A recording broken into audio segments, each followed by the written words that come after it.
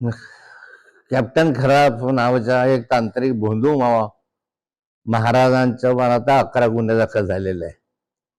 विविध माध्यमांना महिलांना फूस लावणं, महिलांचं यौन शोषण करणं अशा स्वरूपाचे आक्षेप आणि आरोप त्याच्यावर आहे. आणि या भोंदू बाबाचा कारभार हा गेले अनेक वर्ष नाशिक शहरामध्ये सुरू होता. नाशिक शहरामध्ये सुरू असताना अनेक नेते, मंत्री, महिला मंत्री या संदर्भामध्ये जी काही महिला आयोगाच्या अध्यक्षा होत्या ह्या अशा अनेक महिला त्या ठिकाणी भेटल्यात. आणि त्याच्या माध्यमातून आता हे लक्षात आलं की याने इतके मोठे उद्योग केले.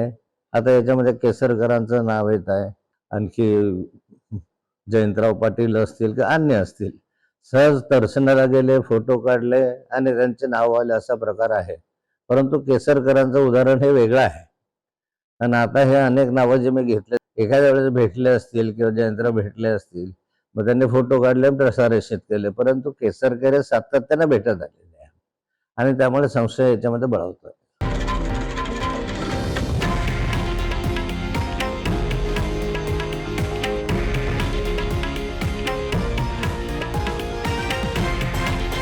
हे आहे देशातील नंबर 1 न्यूज नेटवर्क आणि आपण पाहत आहात TV9 मराठी, एकमेव.